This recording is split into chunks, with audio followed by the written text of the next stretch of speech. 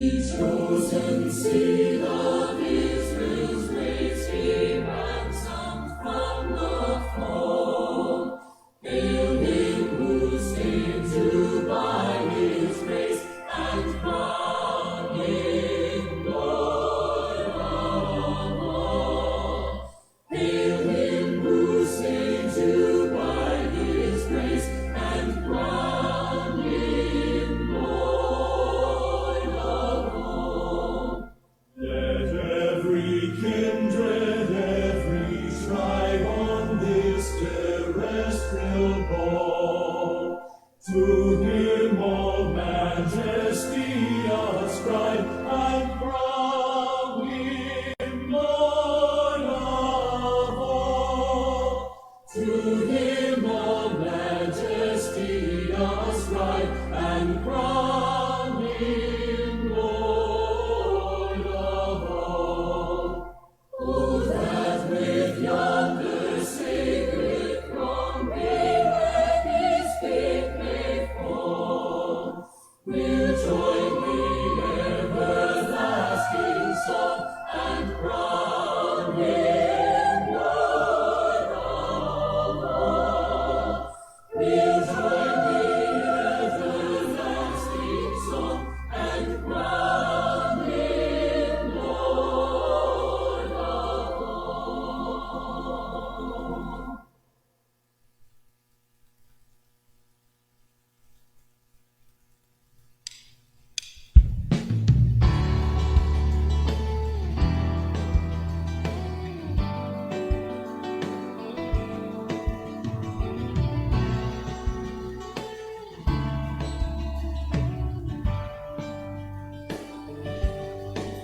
Come now, fount of every blessing, tune my heart to sing thy grace.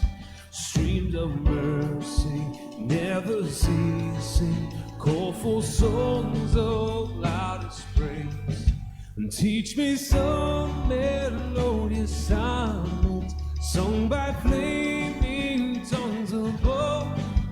Praise the name I've fixed upon it, name of thy redeeming love.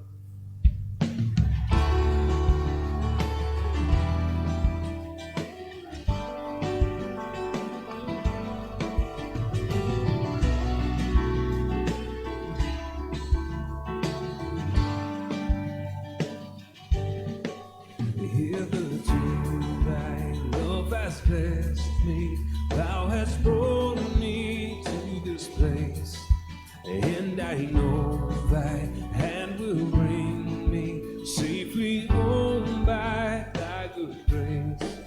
Jesus saw me when a stranger, wandering from the fold of God, and he to rescue me from danger bought me with his precious blood.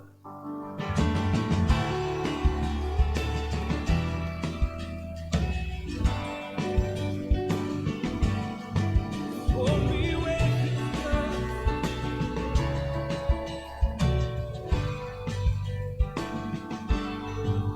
So to grace, how great a debtor daily I become straight to thee.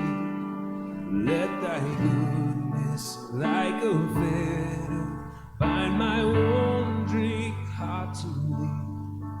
Prone to wander, Lord, I feel it. Prone to leave the God I love. And here's my heart, oh, take and seal it for thy courts above.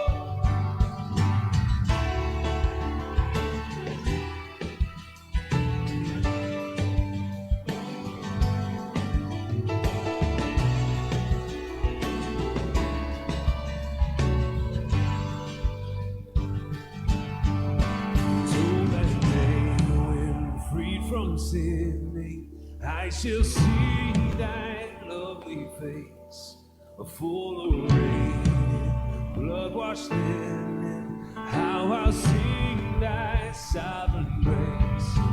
Come, my Lord, no longer tarry. Bring bring thy promises to pass. For I know thy power will keep me till I'm home with thee at last. Come, my Lord, no longer tarry. Bring thy promises to pass. For I know thy power will keep me till I'm home with thee at last.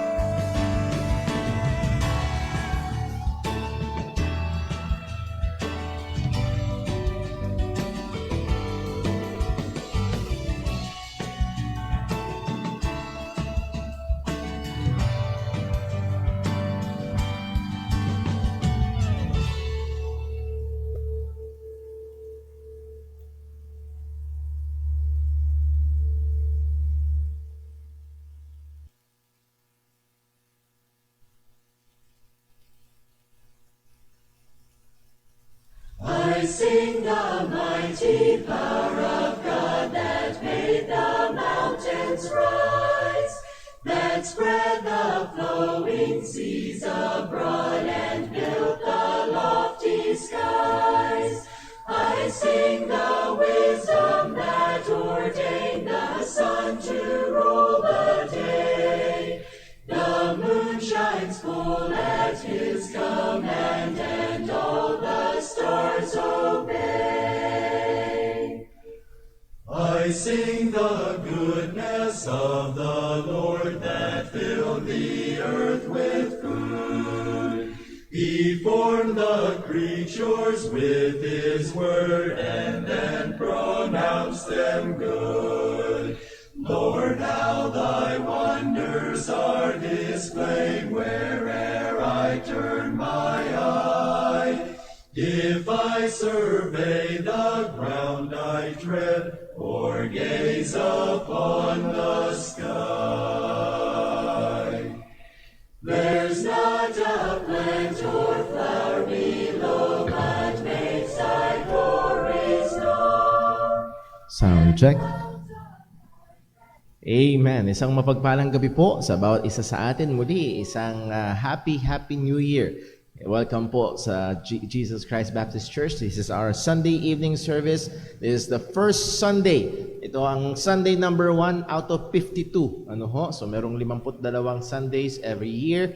And this is the first one. At salamat sa Panginoon. And I'm always reminding ang bawat isa sa atin ay nakaabot tayo ng 2022. Hindi dahil mas mabuti tayo sa iba.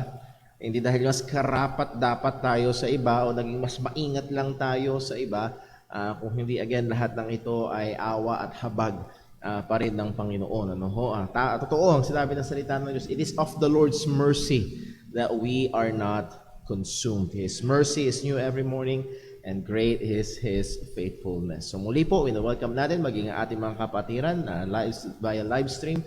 Tayo ho ay nagpapasalamat sa Diyos at nagagalak. Well, ilan hong munang mga announcements bago ho tayo dumako sa atin hong gawain ng pagsamba ngayong gabi. Una, Brother Gab, pakitakbo nga ako ng isang kulay green and kulay brown na envelope natin. Nagamit ko pala kaninang umaga. Okay, so i-revive ho natin.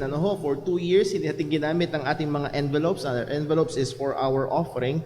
And ginagamit natin ang ating envelopes dahil sa prinsipyo ng Biblia na sinabi na let not your left hand know when what your right hand do it when it give it alms. Wag mo ipaggalandakan.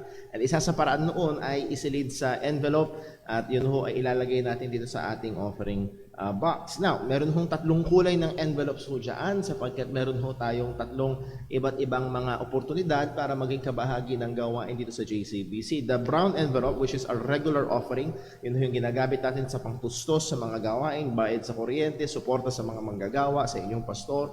So yun ho ang brown envelope. Ang ating white envelope ho ay para sa ating mga sinusuportahang mga kamanggagawa. 3 ho sila and it is amounting to 48,000 a year. Yung atin hong sinusuportahan 12, 24, 36, yes, 36 plus 6. 42, hindi lang 48, sorry. So much for my math.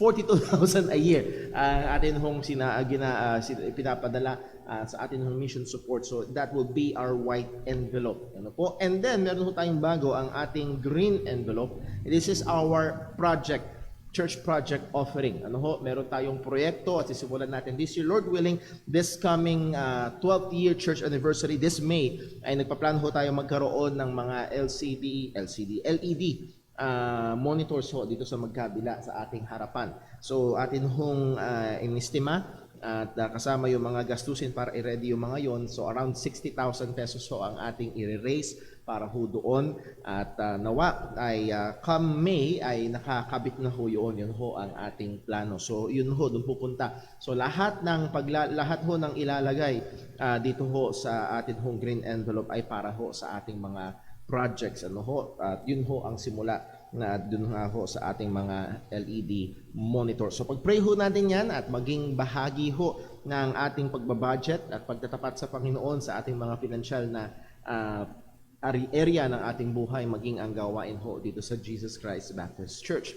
At pag-prayhin ho natin mga kapatid, tayo ho ay nag-usap ang church nung last Sunday morning upang tumulong sa 4 na mga churches na salanta ng Bagyong Odette, at nag-agree ang church na mag-release ng 20,000 pesos. At meron na ho tayong 2 so far na napadalhan ng tulong, si Brother Raxon Suico. Kung naaalala nyo ho, naging bisita natin siya siguro 4 or 5 years ago.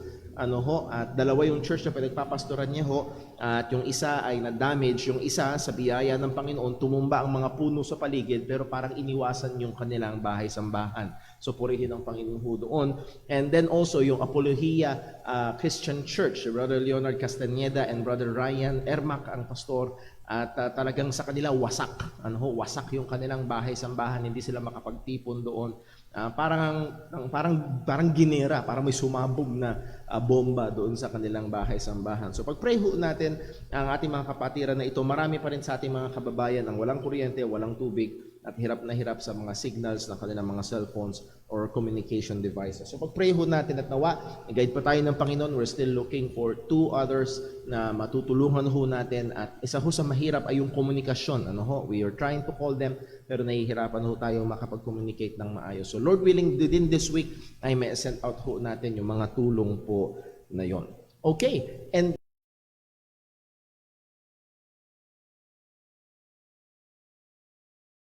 mag-jumpstart ho ang ating prayer meeting every Friday at 6 p.m.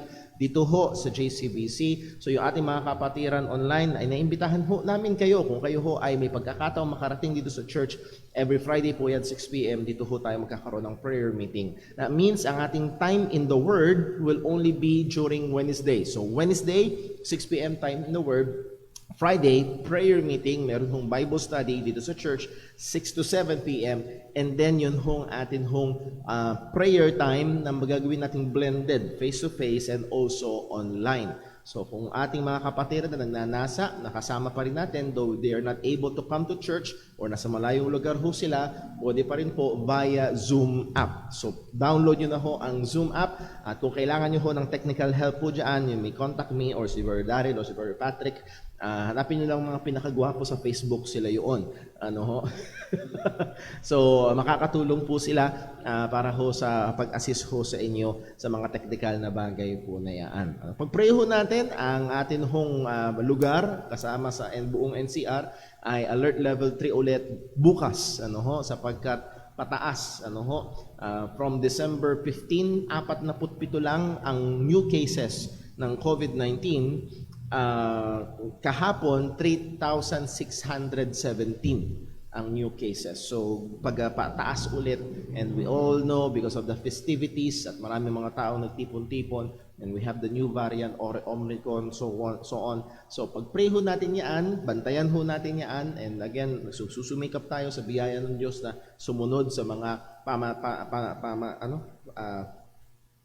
pulisiya ng gobyerno, but still, ginagawa pa rin natin ang pagsunod natin sa Panginoon sa ating pagtitipon-tipon. So, maintain natin ang pag-iingat, i-maintain natin ang ating hong pagbabantay sa ating hong mga gawain, maging sa ating mga sarili patungkol sa mga bagay po na yan. So, that will conclude by the way, ang ating hong Joy Fellowship sa mga kabataan next Sunday online, and then next Sunday will be our personal or face-to-face youth fellowship. So pag-pray po natin, and then also, again, depende sa magiging development siguro ng estado ng pandemic, ay magkakaroon ho ng ilang mga changes so sa mga bagay. As of now, yun ho ang atin hong mga schedules at atin hong mga gawain.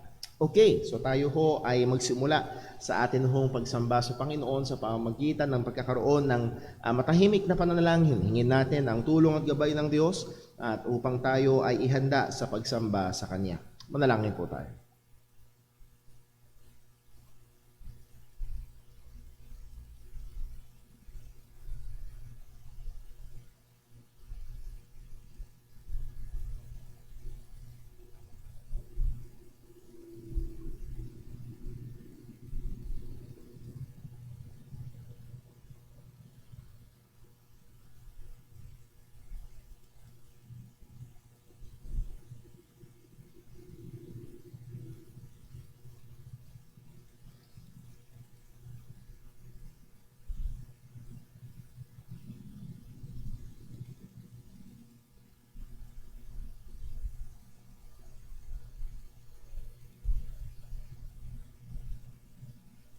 Let us pray. Panginoon naming Diyos, aming Ama sa langit, muli kami ay nagpapasalamat, nagpupuri sa iyong dakilang pangalan.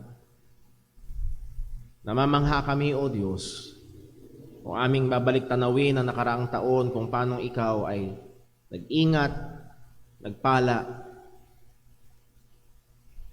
mahaba ang iyong pasensya, tapat ang iyong mga pangako, at mabuti ang iyong kalooban. Lord, tunay, Panginoon, hindi dahil sapat ang aming kabutihan, kundi, O Diyos, sagana ang iyong habag. Kung kaya't kami ay naririto pa rin, tamadalangin ko po sa isang buong taon na ito na aming kinaharap. Marami kaming hindi alam, hindi namin alam ang mangyayari bukas. Pero tulungan mo kami na tumiwala at magpahinga sa katotohanan na ikaw na aming Diyos na tapat at mabuti. Diyos na matuwid at soberano, ang may hawak sa lahat ng bagay, at gumagawa ka para sa kapurihan ng iyong pangalan at sa kabutihan ng iyong mga tao. Ama, ingatan mo kami sa gawain ngayong gabi. Tulungan mo po kami. Bigyan mo kami ng puso na handang magpuri sa iyo. Nawa, O Diyos, masumpungan mo na hindi lamang ang aming mga nguso ang umaawit, nagpapasalamat at nananalangin, kundi ang aming buong pagkatao ay aalay sa iyo bilang haing buhay, banal at kalugod-lugod sa iyong harapan. Ama, maluwalhati ka po nawa sa lahat ng aming gagawin. Wala mga maitaas, kami ang maibaba. At lahat ng ito ay dalangin namin sa ngalan ng aming Panginoong Hesukristo. Amen. Tayo po ay tumayo at umawit sa Panginoon.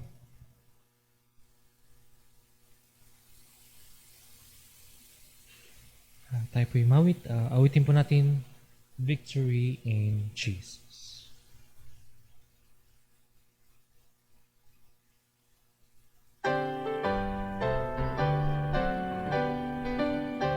I heard an old story, how a Savior came from glory, how he gave his life on Calvary to save a wretch like me. I heard about his groaning, of his precious blood atoning. Then I repented of my sins and won the victory. Oh, victory in Jesus, my Savior forever. He sought me and bought me with his redeeming blood. He loved me ere I knew him, and all my love is truly. He plunged me to victory beneath the cleansing flood. I heard about his healing, of his cleansing power revealing, how he made a lame to walk again and caused the blind to see. And then I cried, dear Jesus, come and heal my broken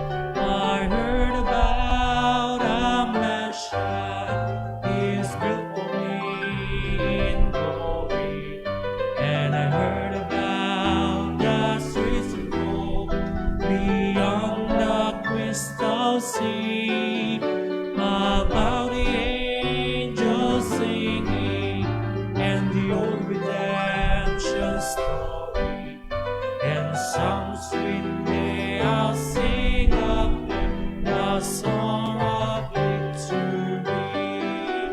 Oh, victory in Jesus, my Savior forever.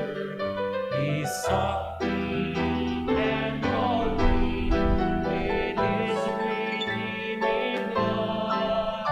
He loved me ere I knew Him, and all my love is true.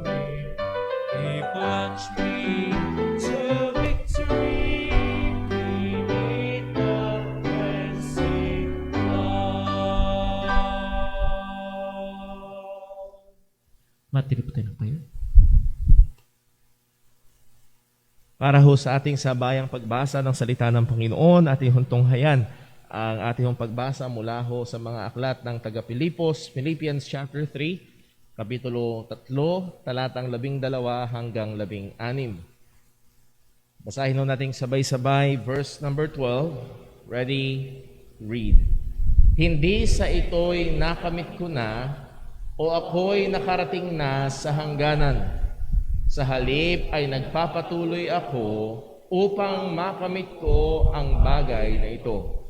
Yamang ako ay nakamit na ni Kristo Jesus.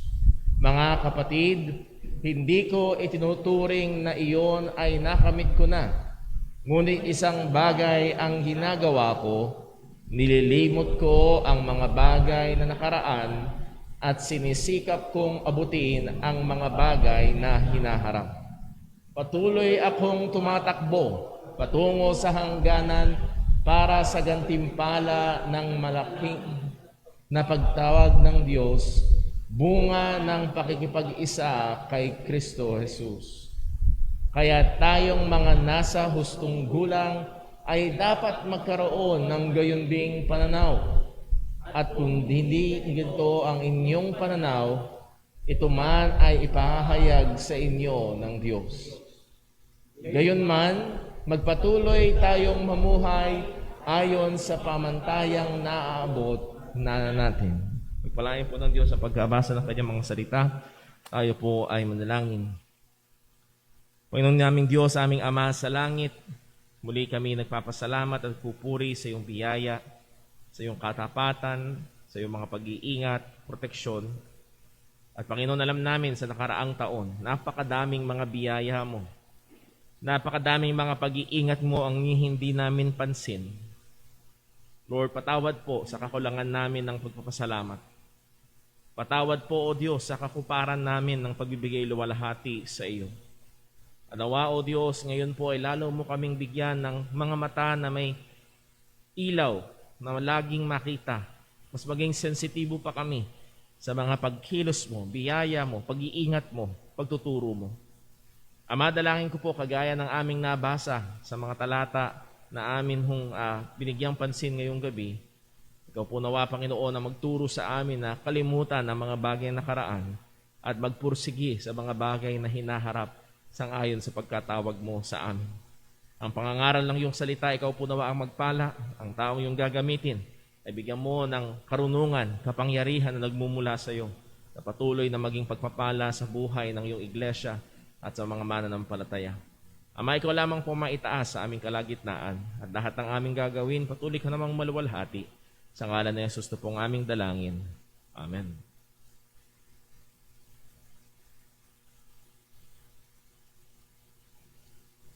Tayo po dito tumawid sa Panginoon. Awitin po natin, Now I Belong to Jesus.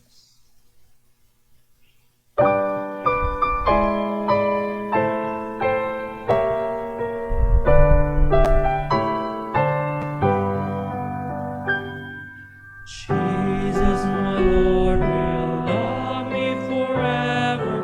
From Him no part of evil can sever. He gave His life to ransom my soul. Now I belong to Him. Now I belong to Jesus.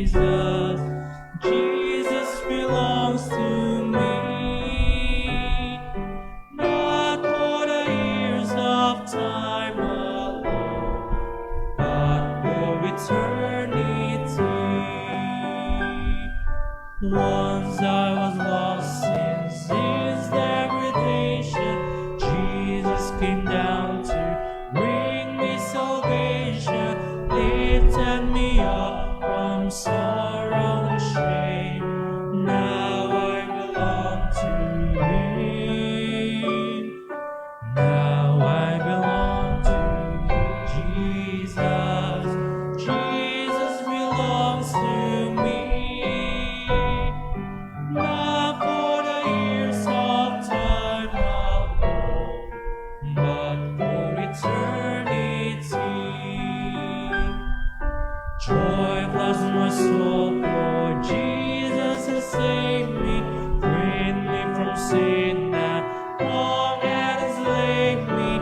His precious blood He gave to redeem. Now I belong to Him. Now I belong to Jesus. Jesus belongs to me. Not for the years of time alone, but for eternity. Matili po tayo tayo.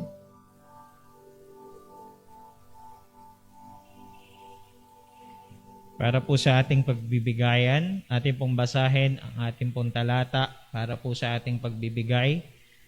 2 Corinthians chapter 9 verses 6 hanggang verse number 8. Sabay-sabay po nating basahin. Ready? Read. But this I say, he which soweth sparingly shall reap also sparingly. And he which soweth bountifully shall reap also bountifully. Every man according as he purposeth in his heart, so let him give, not grudgingly or of necessity, for God loveth a cheerful giver. And God is able to make all grace abound toward you, that ye, always having all sufficiency in all things, may abound to every good work. Tayo po'y manalangin. Dakila naming Diyos sa aming Ama na makapangyarihan sa lahat, Panginoon, kami po'y nagpapasalamat at nagpupuri sa iyo, Diyos, na muli po kami ay pinagkalooban at sambahin ka at makapag-aral ng iyong mga salita sa iyong bahay-sambahan, Panginoon. O Diyos, salamat po, o Diyos, sa bawat araw na iyong patnubay, sa bawat araw na biyaya, bawat araw na pinagkakaloob mo na buhay, kalakasan, at ang iyong bawat probisyon at pagsustena ng lahat ng aming mga pangangailangan, maging material man ito, Panginoon, o mga pisikal na pangangailangan. Alam namin, Panginoon, na ang lahat ng mga bagay na aming natatamo ay pawang mga biyaya at mga pagpapala mo, Panginoon, sa amin. O Diyos, salamat po higit sa lahat sa kaligtasan na ipinagkaloob mo, Panginoon, sa amin. Hindi mo lamang po kami iniligtas, kundi sinecure mo itong kaligtasan na ito magmula pa, Panginoon, ng walang hanggan patungo sa kalwalatian, Panginoon, ay ikaw ang siyang may hawak ng kaligtasang ito, O Diyos. Salamat po, Panginoon, sa iyo. Hindi po namin matatawaran, matutumbasan ang dugo, ang pagkamatay ng iyong anak, ang Panginoong Jesucristo, na siyang nagbayad ng bigat ng kasalanan doon sa krus ng Kalbaryo.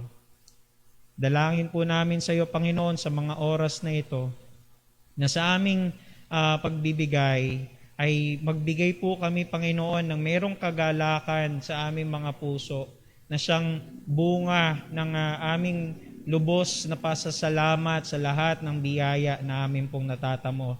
Salamat po, Panginoon, sa iyo. Ikaw ang kumilos, ikaw ang magpala sa mga salaping malilikom at gamitin mo ito, Panginoon, para sa pagpapalagana pa ng Ebanghelyo at ng iyong kaharian. Ikaw, Panginoon, ang maitaas. Ito po ang aming samot dalangin sa matamis at makapangyarihang pangalan ng aming Panginoong Yesus. Amen. Amen.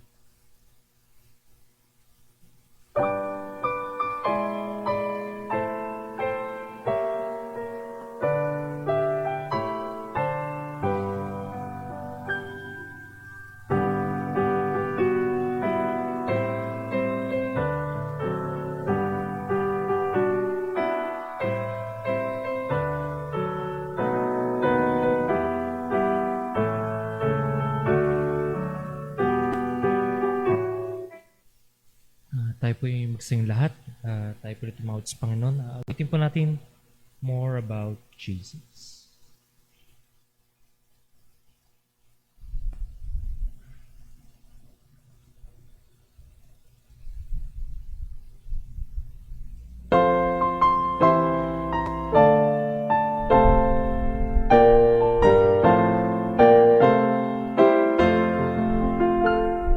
More about Jesus would I know, more of His grace to others show, more of His saving fullness see, more of His love would I proclaim. More about Jesus, more about Jesus, more of His saving fullness see, more of His love would I proclaim.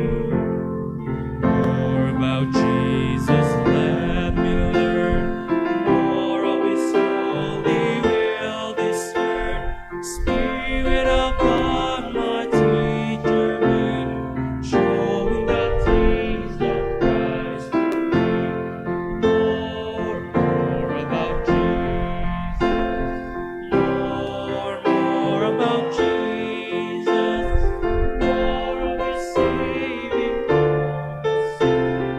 More of His love would I proclaim. More about Jesus on His throne, riches in glory, all His own. More of His kingdom sure increase. More of His love increase of peace. More about Jesus. More about Jesus. More of His saving fullness see. More of His love for me.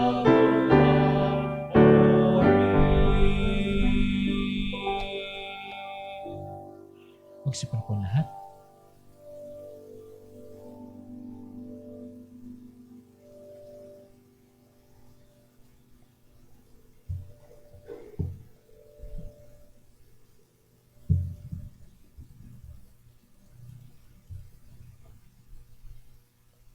Magandang gabi po sa ating lahat. Tayo po'y dumako sa ating pag-aaral ng salita ng Diyos.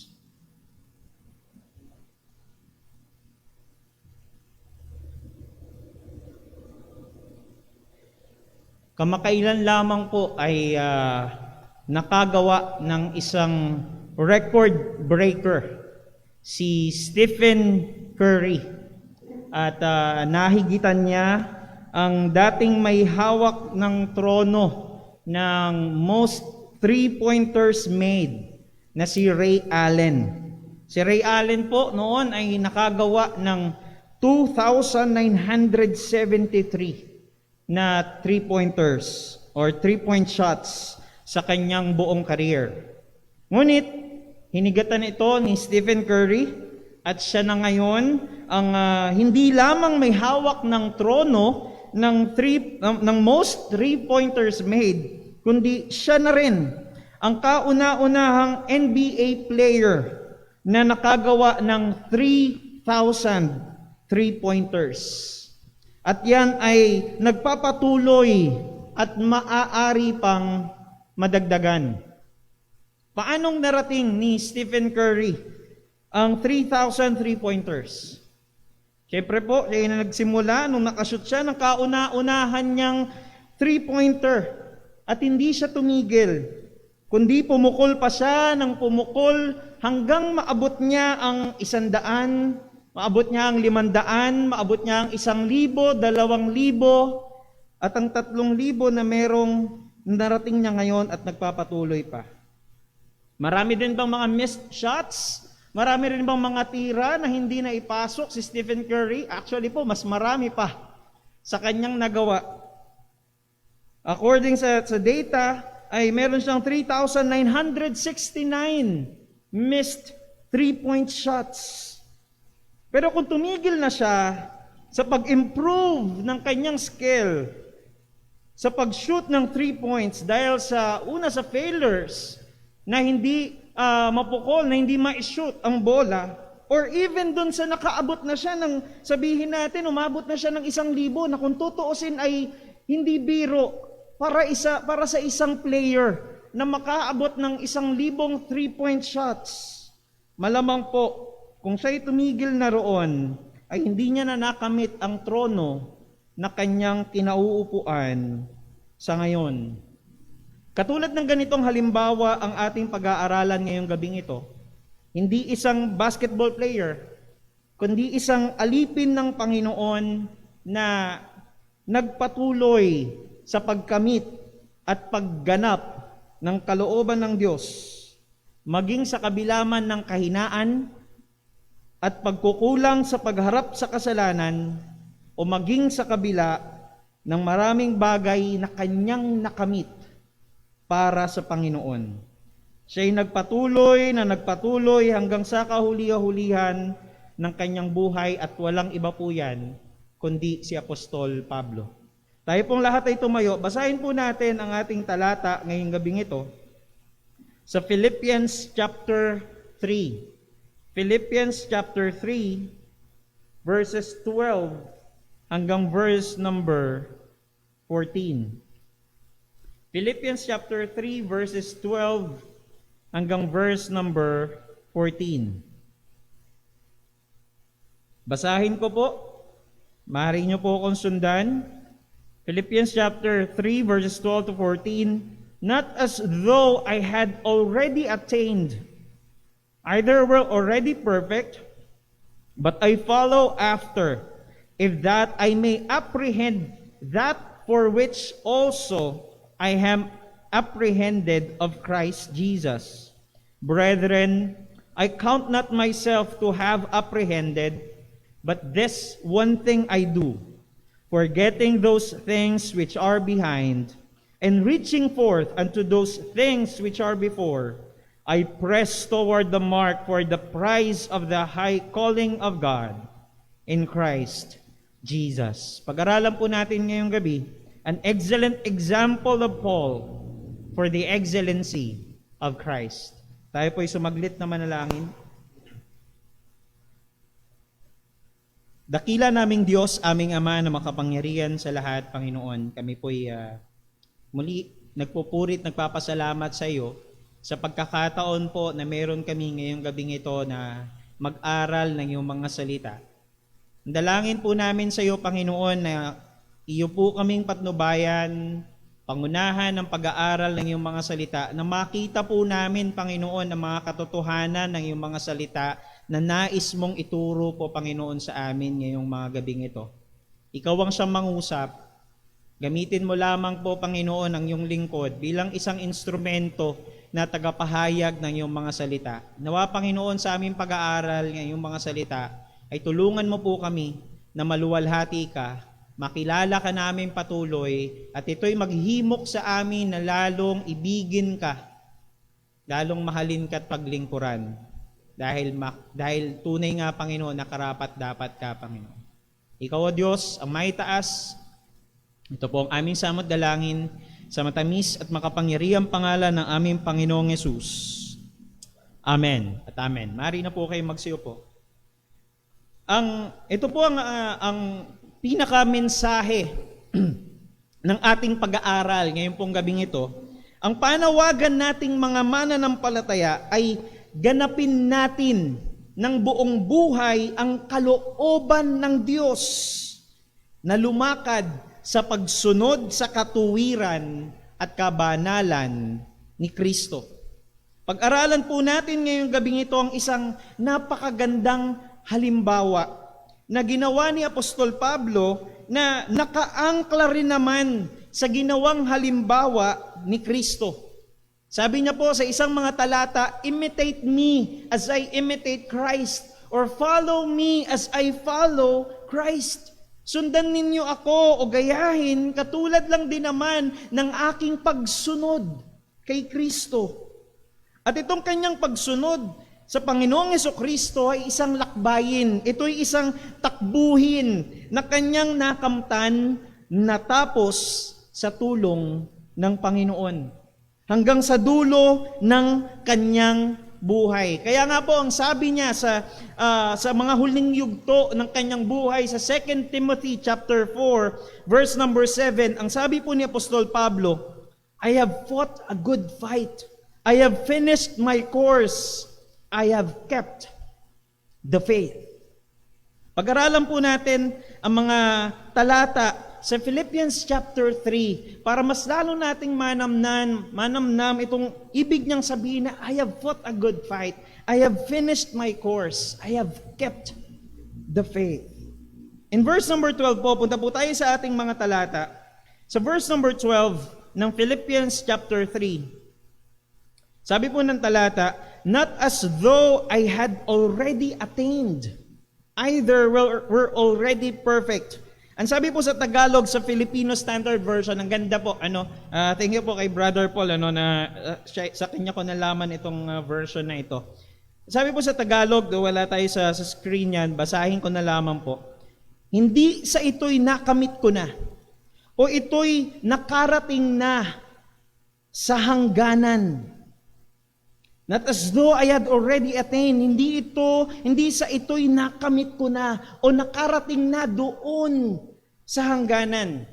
Now, yung ginamit po na word na perfect dun sa verse number 12 sa English, ay galing po ito sa Greek word na teleo, which means ay complete or accomplished. Complete or accomplished. Ginagamit po itong mga salitang ito sa pagtukoy ng mga bagay na, katulad nun, the word na complete, ibig sabihin, kompleto na. Ibig sabihin, tapos na, or accomplished na ang bagay na ito. Meron itong idea ng katulad ng isang mananakbo na narating niya na ang finish line. And it also carries yung idea ng being full o yung puno na. Yung para kang nagsasalok ng tubig sa isang lalagyanan at napuno na ito. It has been full. Complete. Kompleto na. Wala nang kakulangan. So, yung ang gamit po ni Apostle Paul, no, sinabi niya na, not as though I had already attained. Hindi sa sinasabi ko na nakamit ko na. O nakarating na ako doon sa hangganan na na-accomplish ko na o nakumpleto ko na ang lahat ng mga bagay. Now the question is this, ano nga ba yung perfect? Ano nga ba yung complete? Ano nga ba yung accomplished na itinutukoy ni Apostol Pablo? Ano nga ba yung hangganan na yon? Na isa sa mga minimiti o ninanais niyang marating, pero aminado siya, hindi niya pa nakakamtan. Hindi niya pa nararating itong bagay na ito. Para po sagutin yan, ay kailangan muna nating maintindihan ang konteksto kung saan nanggaling itong sinasabi ni Apostol Pablo.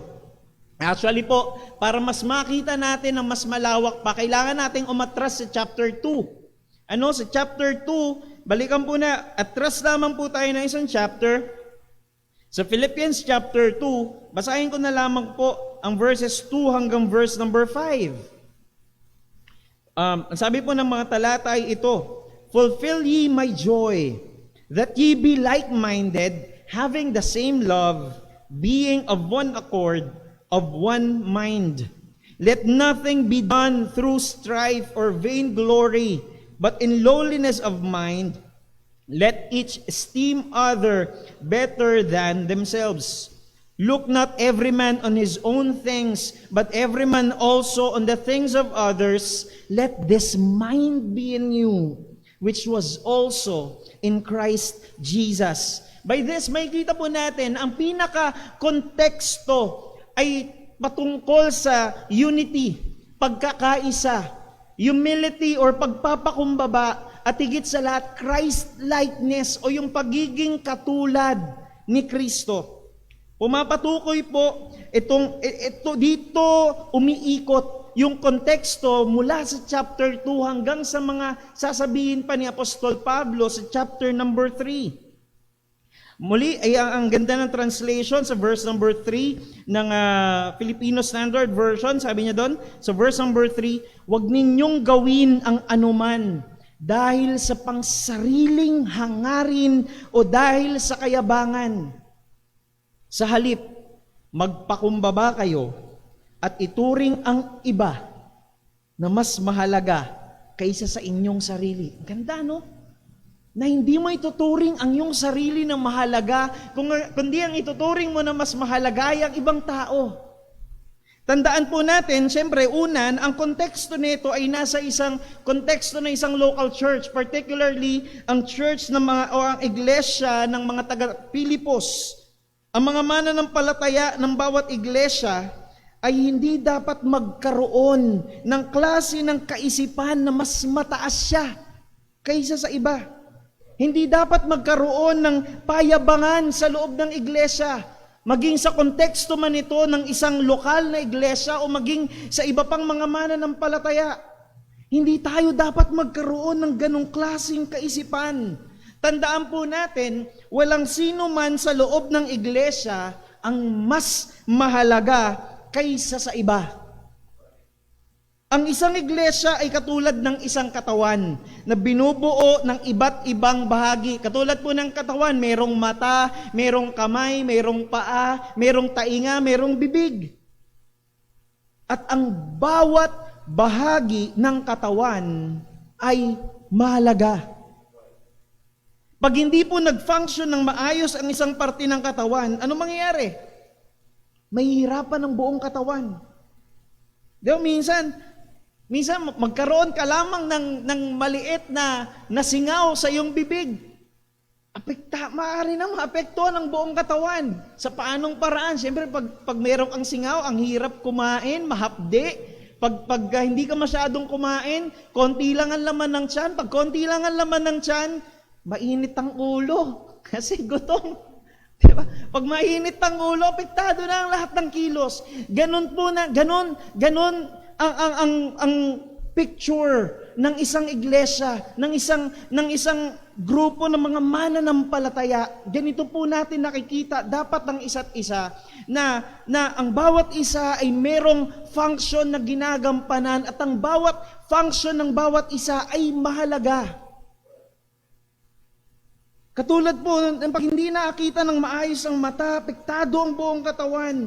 Bakit? Dahil pag hindi nag-function ng maayos ang isang bahagi ng katawan, ay apektado ang kabuuan nito. Gusto ko po makita natin na ang bawat isang parte ng iglesia ay may kanya-kanyang tungkulin. May kanya-kanyang papel na dapat gampanan ayon sa kakayahan na ipinagkaloob sa kanya ng Panginoon. At ang role na yon o ang tungkulin na yon ay walang iba kundi luwalhatiin ang Diyos sa pamamagitan ng pag-edify, sa pamamagitan ng pagpapatibay natin sa isa't isa. Pero ulitin ko, oo, ang bawat bahagi ng katawan ay mahalaga, ngunit walang isang bahagi ng katawan ang mas mahalaga kaysa sa iba. Yan ang paalala ni Apostol Pablo sa atin sa verse number 3, sa binasa natin sa chapter 2. But in lowliness of mind, let each esteem other better than themselves. Sa Tagalog, sabi niya doon, sa halip, magpakumbaba kayo at ituring ang iba na mas mahalaga kaysa sa inyong sarili. Binabasag ni Apostol Pablo rito sa parte na ito yung klase ng kaisipan na meron tayo naturally bilang isang tao. Dahil naturally tayo po'y mga self-centered. Ang nakikita natin, ang palaging focus ng ating isip, ng ating mata ay ang ating sarili. Halimbawa na lamang mag-upload ka ng picture, ng group picture sa Facebook, nakita mo doon, nag-browse ka ng picture, group picture na naroon ka, ang unang-unang hahanapin mo kung nasaan ka doon. Ganon po tayo ka-self-centered. Ang una nating iniisip ay ang ating mga sarili. Kaya nga ang ganda ng sinabi ni Apostol Pablo rito na huwag mong ituring ang sarili na mas mahalaga, na mas mataas kaysa sa iba, kundi ang dapat maging mindset natin ay mas mahalaga ang iba kundi sa ating sarili. Bakit? Dahil hindi ang sino man po sa atin ang ulo ng katawan ng iglesia. Walang sino man sa atin ang ulo ng iglesia. Ang siyang ulo ng iglesia ay walang iba kundi ang Panginoong Hesukristo. At ang bawat isa sa atin ay mga bahagi lang ng katawan na nakaasa lang din sa biyaya ng Panginoon. Yes, of course, we praise God. We thank God sa mga under-shepherd, sa mga pastors po na inilalagay ng Panginoon sa bawat iglesia na siyang namumuno. Take note of the word, namumuno, hindi po naghahari, kundi namumuno sa bawat iglesia na inilagay ng Panginoon. Ngunit, maging ang pamumuno ng bawat mga under-shepherd, ng bawat mga pastor ng iglesia ay nakaasa lamang din sa pamumuno ng ulo ng iglesia, walang iba kundi ang Panginoong Hesukristo. At gayon din naman po, ang bawat isang mananampalataya na ang lahat ng ating kakayahan ay ayon at nakaasa lamang sa Panginoon. Napakahalaga ng kapakumbabaan. Dahil kung walang pagpapakumbaba ang mga mananampalataya, ang magiging epekto po nito ay hindi rin magkakaroon ng pagkakaisa sa loob ng iglesia. At ang pagpapakumbaba na yan at yung pagkakaisa na yan, ang sabi ng chapter 2 verse number 5, let this mind be in you, which was also in Christ Jesus. Let this mind be in you, which was also in Christ Jesus. Ito yung klase ng pag-iisip na meron din ang Panginoong Hesukristo. Ang pagpapakumbaba na nagdadala ng pagkakaisa ay nakaangkla sa pagpapakumbaba na ginawa ng Diyos Anak sa pagsunod sa kalooban ng Diyos Ama.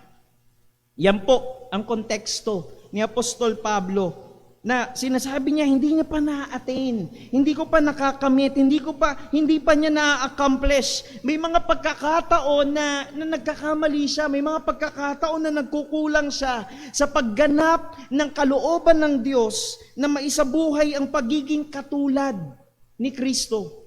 So ibig niya sabihin, ang mensahe na katulad na sinasabi ni Apostol Pablo dito, hindi perfect.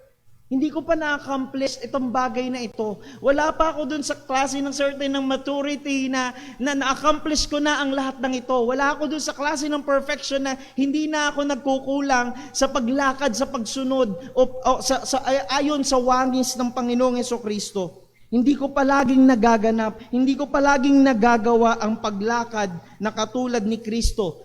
Pero, hindi po tumigil doon si Apostle Paul. Kasi kung tumigil na siya roon, makakaroon na rin tayo ng excuse natin na pag nagkamali tayo, pag nagkulang tayo, sorry, hindi ako perfect eh. Diba? Tapos ganun na lang? Of course not. Hindi po. Ang sabi ni Apostol Pablo sa sumunod na phrase ay ito, but I follow after. But I follow after. Kung babalikan po natin, verse number 12, not as though I had already attained. Hindi ko sinasabi na nakamit ko na ang lahat ng mga bagay. Either we're already perfect. Pero sabi niya, but I follow after. Yes, inaamin niya, hindi ko pa na-attain perfectly ang pagganap ng kalooban ng Diyos, but I follow after. Parang katulad po sa basketball, Nakaraan ay naglaro kami ng basketball nila Brother Gab. Fortunately ay hindi po namin naipanalo ang laban na ito. Sa isang basketball ay kapag alimbawa ay tumira ka o nag-shoot ka o yung kakampi mo ay nag-shoot pero hindi pumasok yung bola. So meron tayong kung tawagin ay follow up. If follow up mo yung bola, hindi man na-shoot yung bola, ay pipilitin mo na ma-rebound iyon at subukan ulit na i-shoot ang bola. At kung itatranslate natin yun, Yes, ang sinasabi ni Apostol Pablo, hindi ko pa na-shoot yung bola, pero pinilit kong subukan muli, but I follow after. But I follow after. Hindi na natili si Apostol Pablo dun sa mga pagkukulang niya sa pagganap ng kalooban ng Diyos. Pero sa bawat pagkukulang ay sinusubukan niyang bumawi. But I follow after. Bumabawi siya, gumagawa siya ng paraan na hindi manatili lamang doon from the very word itself, but I follow after. May exertion ng effort. Kaya nga po yung translation sa ESV, yung pagkaagamit sa ESV ng word na but I follow after, ang pagkaagamit po doon ay but I press on. But I press on, but I continue. Nung ako po ay nag-aaral sa Bible school noon, marahil ay naranasan din ito ni Brother Paul. Isa po sa mga sinasakyan ko papunta sa eskwelahan ay LRT. Kapag sumakay ka ng LRT sa umaga, rush hour, at lalo pa kung Lunes, kapag hindi ka po marunong hindi ka marunong nitong press on, ay hindi ka po makakasakay ng tren. Or, ang mangyayari, ikaw ang ipipress on ng lahat ng mga nasa likuran mo dahil ang gusto nila makasakay na sila. Ganito yung picture, at I press on. May exertion ng effort na magpatuloy, na mag-move forward. But I follow after. Yes, naroon yung pag-amin ni Apostol Pablo na hindi ko pa nakakamit ang lahat ng mga bagay na yan. Wala pa ako roon sa hangganan, but I follow after, but I press on. Ako'y nagpapatuloy. I move forward with an exertion ng effort. At ang sumunod po sa verse number 12, if that I may apprehend that for which also I am apprehended of Christ Jesus. The word apprehend po ay ginagamit din nung katulad ng the word apprehend. Madalas ginagamit ito sa panahon natin ng katulad ng sa isang pulis na hinabol ang isang kriminal at nahuli niya, naposasan niya. Kumbaga, hindi niya lamang ito hinabol, kundi talagang nahuli niya. And it also carries, the word apprehend, it also carries yung idea ng isang runner na hindi niya lang basta narating ang finish line. Take note, hindi niya lang basta narating ang finish line, kundi naipanalo niya pa ang tropeo. Naipanalo niya pa yung trophy, nakamit niya ang pagkapanalo. Yes, narating niya ang finish line at naipanalo niya ang trophy. At naroon yung pagnanais ni Apostol Pablo na marating ang dulo ng finish line, maipanalo, mapagtagumpayan ang takbuhin na ibinigay sa kanya ng Panginoon. Bakit? Ano pong nagtutulak sa kanya na magpatuloy? Sabi po dun sa talata, dun sa dulo, that for which also I am apprehended of Christ Jesus. Ang gusto pong sabihin dito ni Apostol Pablo ay nakamtan na siya ni Kristo. Nakuha na siya ni Kristo. I am apprehended of Christ. Na ipanalo na siya ni Kristo, na pagtagumpayan na siya ni Kristo. So kung na kay Kristo na ako, bakit pa ako hihinto? Ito yung sinasabi ni Apostol Pablo. That for which I am, if that I may apprehend, that for which also I am apprehended of Christ. Kung naipanalo na ako ni Kristo, bakit pa ako hihinto? Ano po ang dahilan? Ano ang dahilan ko para hindi magpatuloy na ganapin ang kalooban ng Diyos sa buhay ko? Yes, hindi po perfect si Apostol Pablo. Sa ilang mga pagkakataon sa Biblia, sinasabi niya na may mga panahon na gusto ng Espiritu pero ayaw ng laman. O sa kabaligtaran ay ayaw ng Espiritu pero gusto ng laman. Sa paikibaka niya sa pagganap ng kalooban ng Diyos, hindi siya nanatili lang dun sa mga pagkukulang. Pero nagpatuloy siya. Bakit? Dahil nakatungtong siya sa katotohanan na naipanalo na siya. He was apprehended of Christ Jesus. Naipanalo na siya ni Kristo. Nakamtan na siya ni Kristo. Nakay Kristo na siya. At dapat lamang na magpatuloy siyang lumakad ayon sa kabanalan ni Kristo.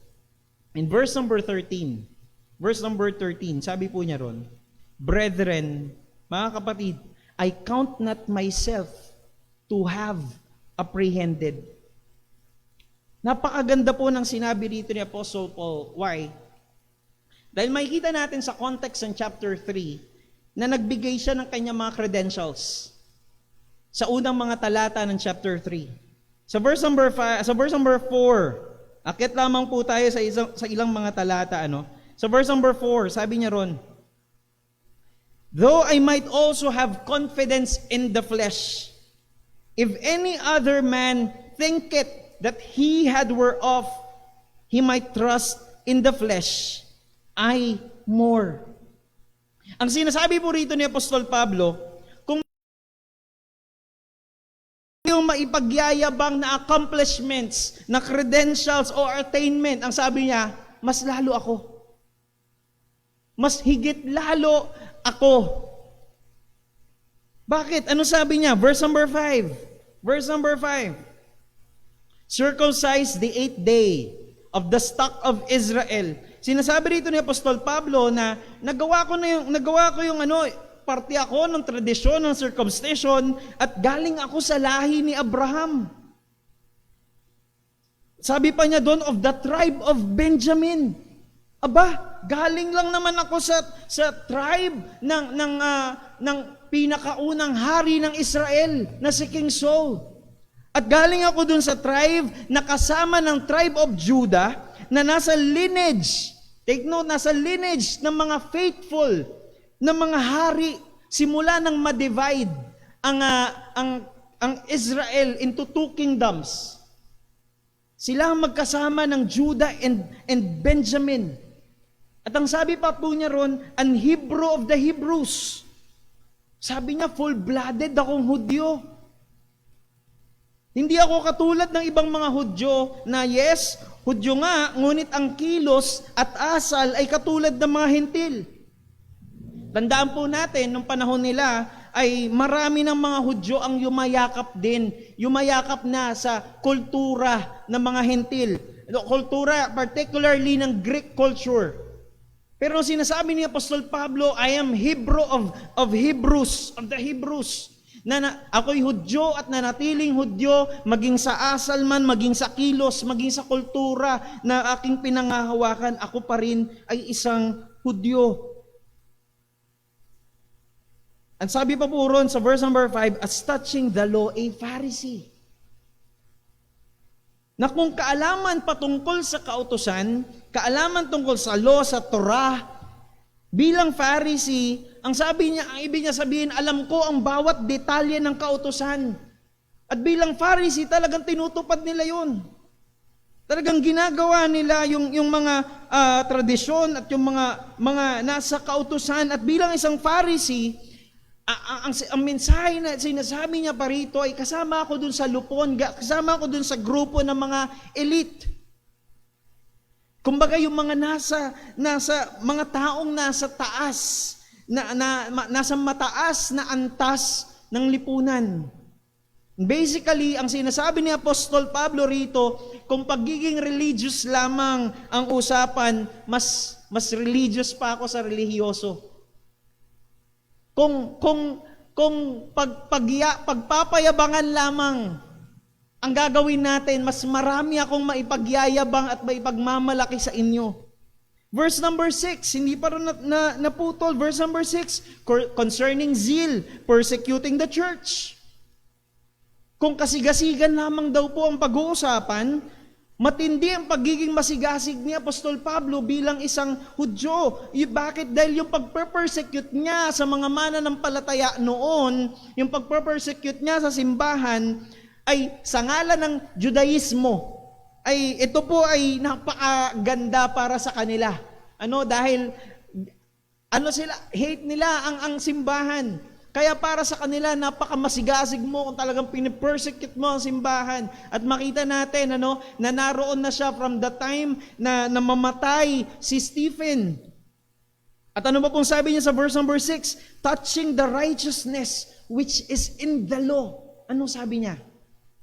Blameless. Kung pagganap ng kautusan ang pag-uusapan, hindi niyo ako mapupulaan dahil ginaganap ko ang lahat ng iyon. Concerning the law, touching the righteousness which is in the law, blameless. Makikita natin sa mga to, yung klase ng credentials na meron si Apostle Paul.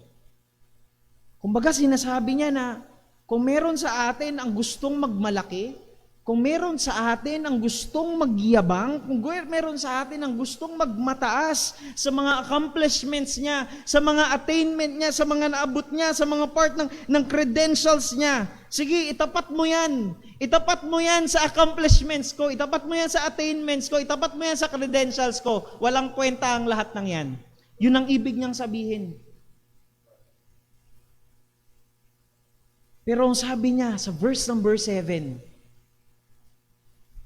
but what things were gained to me, those I counted loss for Christ. Sinasabi po rito ni Apostol Pablo na yung mga credentials na yun, yung mga credentials na yun, kung tutuusin, edge niya yun eh. Edge niya yun sa iba. Kumbaga sa pag-a-apply sa trabaho, di ba? Mas mataas yung tsansa mo na tanggapin ng kumpanya. Bakit? Kasi pasok na pasok sa qualifications yung credentials mo eh. I remember nung pinakaunang pagkakataon ko na mag-apply sa trabaho, yung may kasabay ako na in-interview. Dalawa kami. Grabe ang credentials niya. Nag-aral sa matinding eskwelahan at may mga certificate pa siya, tapos mayroon pa siyang additional na edge pa, marunong pa siya ng Spanish language. By the way, call center kasi in-applyan ko. So, sabi ko, pag-a-apply, sabi ko, bakit ako nasabay? Bakit ako nasabay rito? Hindi ba pwedeng sa newbie lang din ako masabay?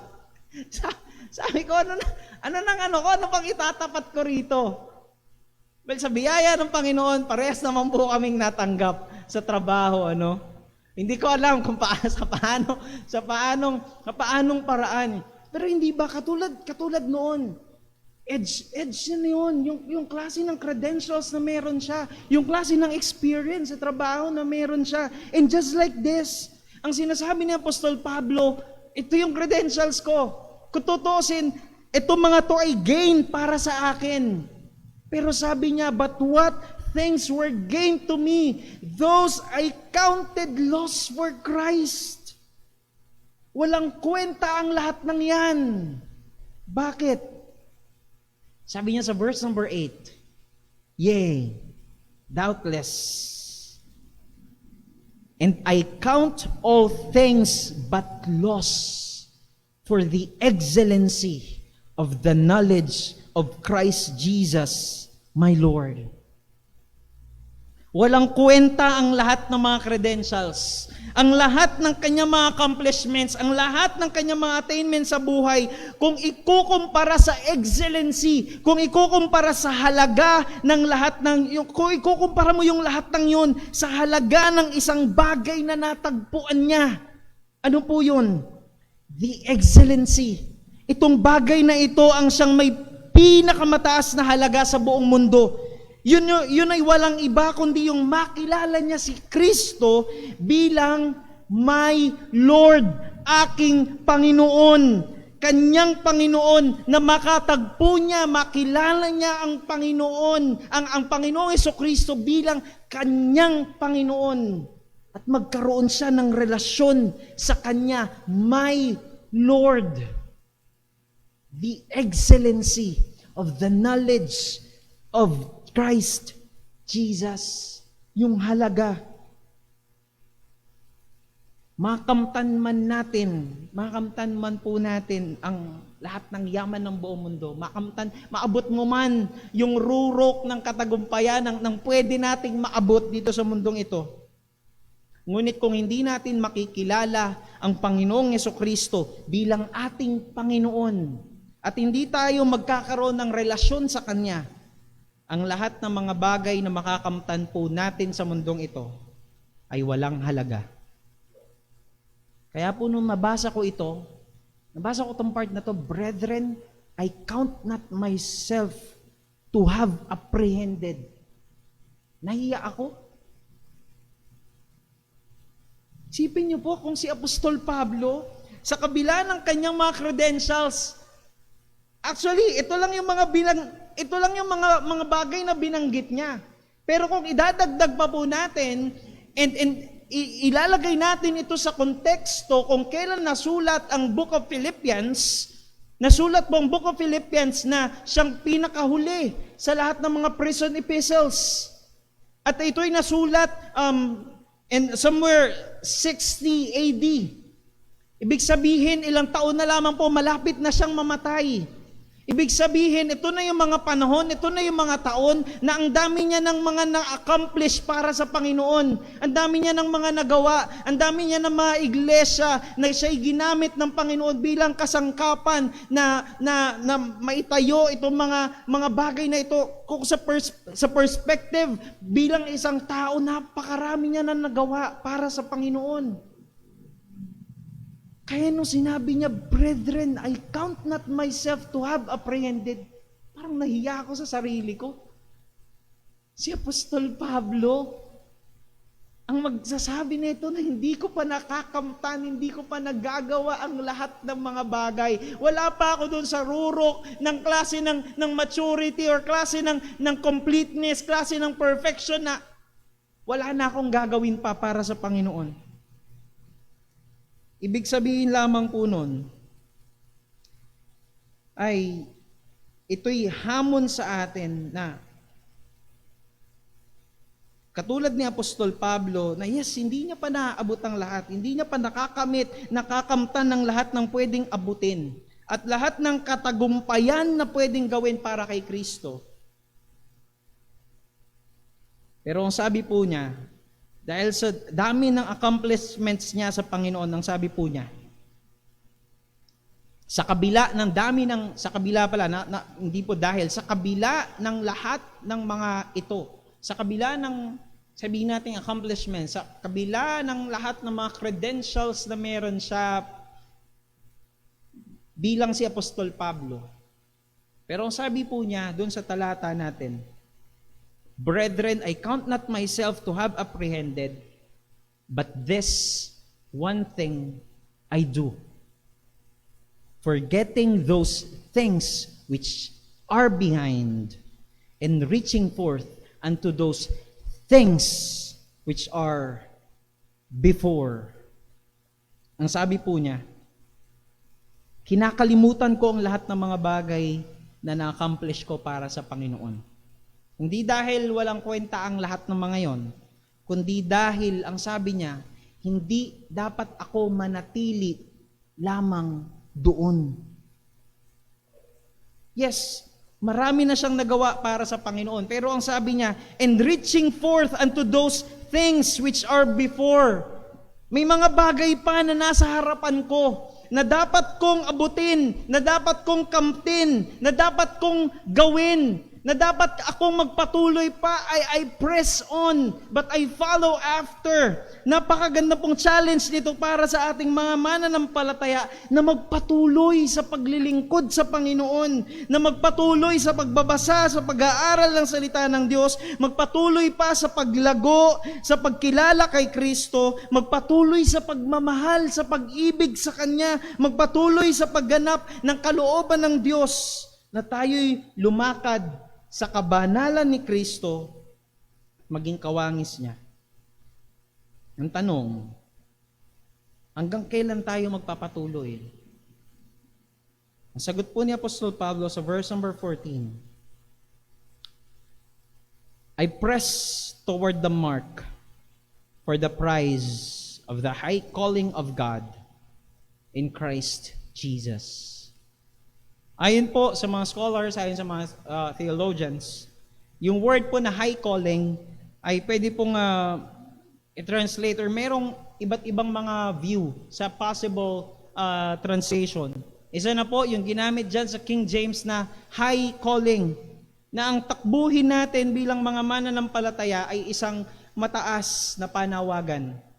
Actually po, kung merong pinakamataas na panawagan, yun ay ang takbuhing Kristiyano. Yun ay ang pagsunod kay Kristo. Yun ay ang paglakad ayon sa katuwiran at kabanalan ni Kristo.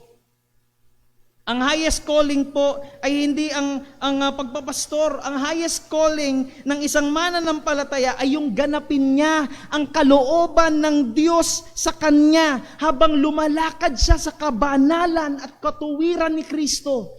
Yan ang pinakamataas na panawagan ng Panginoon. Kung anong kalooban sa iyo ng Panginoon, gawin mo yan para sa kaluwalhatian niya. Hindi naman tayo kailangang maging pare-parehas. Kumbaga, di ba, ako po, aminado na ina-inculcate sa akin ang highest calling ay yung pagpapastor lamang. Yung ibang mga panawagan, yung ibang mga calling ay mas mababa. Pero hindi po. Ang calling natin ay takbuhin. Ang takbuhin na inilagay sa atin ng Panginoon. Tapusin. It is our highest calling. Sabi nga po kanina, di ba ni Brother Paul, kanina sa lesson natin, kaninang umaga, kung ikaw ay isang, ano man ang trabaho mo, gampanan mo yan ng maayos para sa Panginoon. Kung ikaw man ay isang driver, gawin mo yan para sa kaluwalhatian ng Panginoon. Kung ikaw ay isang guro, gawin mo yan, magturo ka para sa kaluwalhatian ng Panginoon. Walang isang klase ng panawagan na mas mataas kaysa sa isa. Ang bawat isa po sa atin ay mayroong pinakamataas na panawagan kung ikaw ay isang tunay na mananampalataya. At ang panawagan na yan ay tapusin, takbuhin, o marating ang hangganan ng takbuhin na inilagay sa atin ng Panginoon. Forgetting those things which are behind and reaching forth unto those things which are before. Hindi mo pwedeng ipagmalaki na ang dami ko na nagawa sa Panginoon, ang dami ko na accomplishment sa Kanya. Noong nakaraang taon kasi, nakapaglingkod na ako ng mga ganito, hanggang dito na lang, tigil na ako. Hindi po. Reaching forth unto those things which are before. And another view po, dito sa high calling, ay yung upward calling. Yung pagganap ng panawagan na ito, ay dapat nakatuon upward. Katulad ng sabi ni Apostol Pablo sa Colossians chapter 3 verse number 1 and 2, if ye then be risen with Christ, seek those things which are above, where Christ sitteth on the right hand of God. Set your affections on things above, not on things on the earth. So ito pong upward calling na nakatuon tayo sa mga bagay na makalangit. Habang tinutupad mo itong panawagan na ito ng Panginoon, ikaw'y nakatuon sa mga bagay na makalangit, sa mga bagay na makaluluwalhati sa Panginoon, habang ginaganap mo yung panawagan sa iyo ng Panginoon. And the third view is the heavenly calling. Ito pong panawagan na ito, ito pong view na ito, it simply means na ang pagganap ng kalooban ng Diyos sa atin dito sa lupa ay hanggang sa tawagin tayo ng Panginoon doon sa langit. It is a heavenly calling. Now, kung tatanungin niyo po ako, ano doon sa tatlo ang view na tingin ko ay mas appropriate, I would say na wala naman pong danger na gamitin o kunin pare-parehas yung idea nitong tatlo na ito. Na yung takbuhin natin bilang mga Kristiyano, yung pagsunod kay Kristo ay isang pinakamataas na panawagan. Totoo po yan. Ang takbuhin natin, ang bawat isa sa atin ay merong inilagay ang Diyos na takbuhin bilang isang mananampalataya. At yan ang pinakamataas na panawagan sa atin. Dahil ang katotohanan hindi po madali. Hindi po madali. Siguro madaling sabihin, pero hindi po madaling gawin, hindi po madaling takbuhin. Ito pong takbuhin na inilagay sa atin ng Panginoon. Hindi po madali na makibaka sa kasalanan sa araw-araw, hindi po madali na makibaka sa lahat ng mga problema o ng mga worries and troubles of life. Hindi po madali na may pamuhay ang pagiging katulad ni Kristo sa araw-araw. But still, naroon ang katotohanan na ito ang pinakamataas na panawagan sa atin ng Panginoon na gawin, luwalhatiin ng Panginoon sa pagganap ng kanyang kalooban para sa atin. Sabi ni Apostle Paul, I press on. I press toward the mark. Ang pagganap ng panawagan na ito sa atin ng Panginoon na lumakad sa pagsunod kay Kristo ay dapat nating gawin na nakatuon sa mga bagay na makalangit at hindi sa mga bagay dito sa lupa na temporary lamang po. Kung dito tayo nakatuon, dito tayo nakatingin, ang lahat ng yan mawawala, mabubulok, masisira. Ang takbuhin natin po rito sa lupa, it is a heavenly calling. Hindi lamang ito high calling, upward calling, heavenly calling. Takbuhin natin dito sa lupa hanggang doon sa kahuli-hulihang hininga na ipahihiram sa atin ng Panginoon. Hanggang sa tayo'y tawagin niya sa kalangitan at tayo'y haharap sa Kanya. Nawa po, maging panalangin natin sa pagharap natin sa Panginoon na marinig natin yung mga salitang, well done, thou good and faithful servant, enter thou into the joy of the Lord. Ang sabi niya, sabi ni Apostle Paul sa verse number 17, brethren, be followers together of me. Ang sabi niya, sundan niyo ako, magkakasama tayo, samahan niyo ako. Hindi lamang siya, sabi niya, and mark them which walk so as ye have us for an example. Hindi niya sinasabi na siya lang ang dapat sundan. Hindi niya sinasabing yung example niya lamang ang pinakamaganda. Kung ikukumpara sa iba, sabi niya, tingnan niyo, meron pang mga iba. Meron pang iba na mga lumalakad din sa pagsunod kay Kristo at sila'y halimbawa din naman sa atin. An example for us. Ang sabi po ni Apostol Pablo sa isang talata, sabi ko nga kanina, imitate me as I imitate Christ. Follow me as I follow Christ. Ito po mga halimbawa na ito na ginawa ni Apostol Pablo na siyang ginagawa rin naman ng marami pang mga Kristiyano. Itong halimbawa na ito ng paglakad sa kapakumbabaan at pakikiisa sa ibang mga mananampalataya. Itong halimbawa na ito ng pagiging katulad ni Kristo, ng paglakad sa kabanalan at katuwiran ni Kristo, ng pagganap ng kalooban ng Diyos, yung halimbawa ng pagpapatuloy sa kabila ng kahinaan, sa kabila ng mga pagkukulang sa pagharap, sa pagsubok at sa kasalanan, yung halimbawa ng pagkamit ng maraming bagay para sa Panginoon. Yung halimbawa ng hindi pagtigil dahil sa mga accomplishments, dahil sa mga bagay na nakamtan natin, kundi magpapatuloy dahil sa marami pang mga bagay na pwedeng gawin. Ang lahat pong ito ay hamon sa atin ngayong taon, at hindi lamang po ngayong taon, kundi sa mga darating pang mga taon na ipagkakalob sa atin ng Panginoon na ating sundin, na ating gawin bilang pagsang-ayon sa kalooban ng Diyos sa bawat isa. Hanggang kailan? Hanggang sa tayo'y tawagin ng Diyos sa piling ng kanyang kagalakan doon sa langit. Tayo po'y manalangin. Dakila naming Diyos, aming Ama na makapangyarihan sa lahat. O Diyos, salamat po. Salamat po sa iyong pagtuturo sa amin. Salamat po, Panginoon, sa mga hamon na iyong ibinigay sa amin, Panginoon. Dalangin namin sa iyo, O Diyos, na bilang iyong mga anak, bilang mga mananampalataya na mayroong pinakamataas na panawagan. Nawa, Panginoon, tulungan mo po kami na takbuhin ang takbuhin o lakbayin ang takbuhin na iniatang mo, Panginoon, sa amin, na inilagay mo sa bawat isa. O Diyos, kung kami po iaasa sa aming mga sarili, hindi po namin ito kaya. At ang pinaka-motivation namin, Panginoon, kung bakit kami magpapatuloy, dahil kami napagtagumpayan na ni Kristo. Nawa, Panginoon, ay makita po namin sa aming mga buhay na hindi ang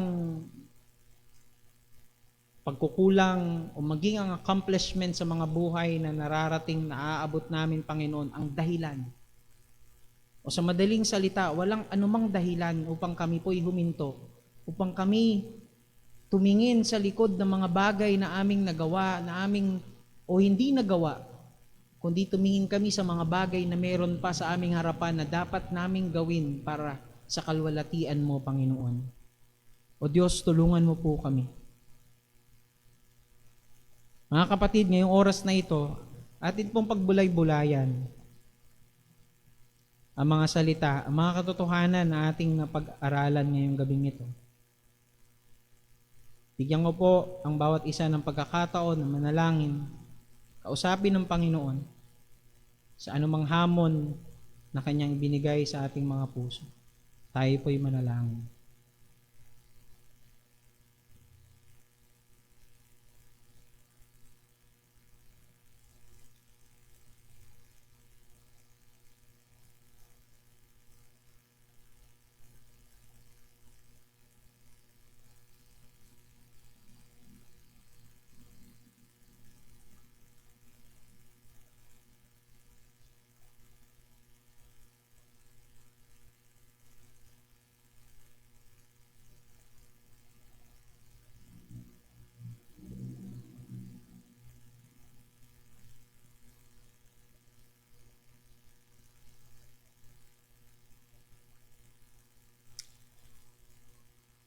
O Diyos, salamat po sa katotohanan ng iyong mga salita na yung tinuro po, Panginoon, sa amin ngayong gabing ito.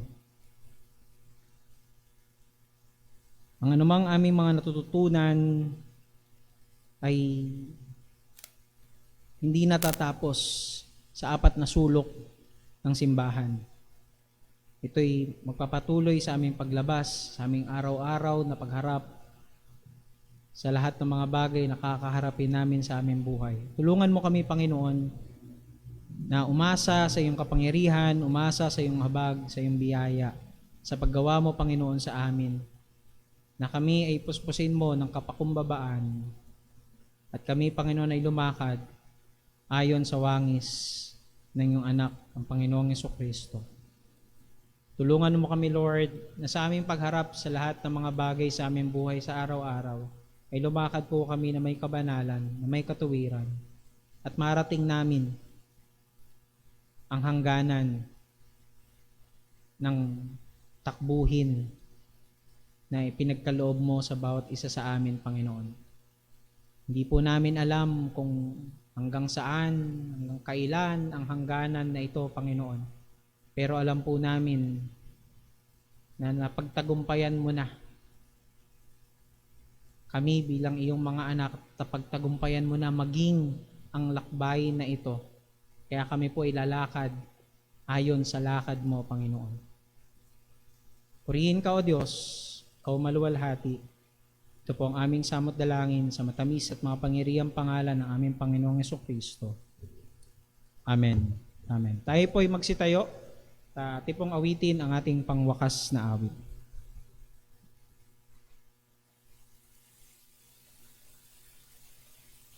Tayo po yung mawit. Awitin po natin, Living for Jesus.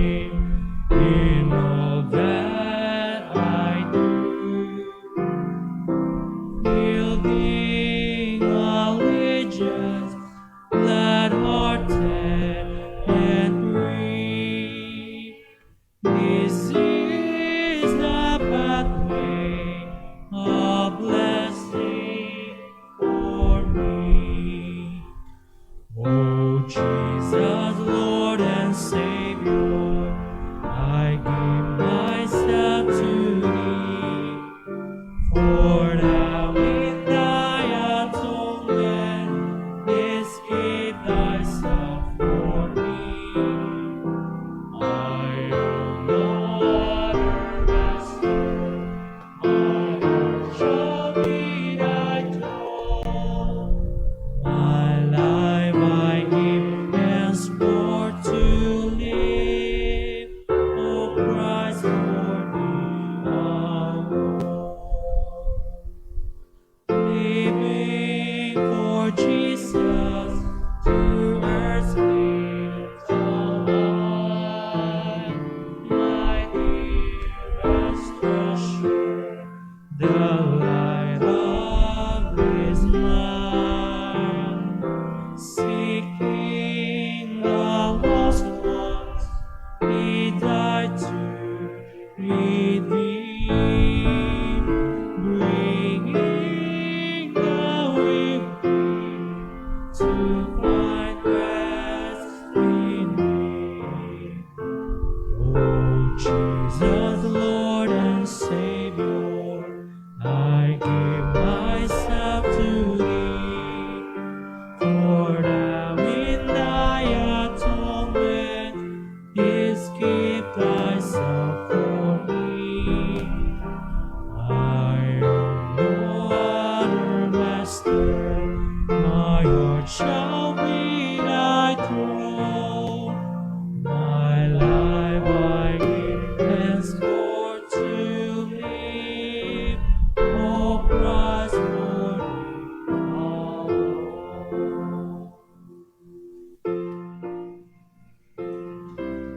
Amen. Purihin po ang pangalan ng Panginoon. Isang napakagandang paalala na tayo ho ay huwag makontento kung sa biyaya ng Diyos ay ginamit tayo itong nakaraang taon. Hindi tayo ay mag-make effort, press forward the mark of the high calling of God. At nawa, masupungan tayo ng Diyos na gumagawa, hindi lamang tagapakinig, kundi maging tagaganap ng kanyang mga salita. Atin humbalikan, aralan, pagbulay-bulayan, ang mga katotohanan na pag-aralan natin mula pa kayo ng umaga hanggang ngayong gabi at ang buong linggong ito ay patuloy sa biyaya ng Diyos na tayo ho ay magsumigi sa takbuhin na kanyang nilagay sa ating mga harapan. Tulungan nawa tayo ng Panginoon. Sabi niya tayo tinawag, gawin natin na may kasipagan, naman ang atin mga ginagawa, gawin natin para sa kapurihan ng kanyang pangalan. Sa buong linggo ito na ating kinakaharap, patuloy tayo maging mabuting patotoo, maliwanag na ilaw ng Ebanghelyo, maalat na asin ng Kristyanismo. At nawa, ang biyaya ng ating Panginoong Diyos, ang pagmamahal ng ating Panginoong Jesus, ang presensya at kapangyarihan ng Banal na Espiritu ay sumabawat isa sa atin. Ingatan, pagpalain at gamitin nawa tayo ng Panginoon. God bless po. Happy New Year. We are dismissed.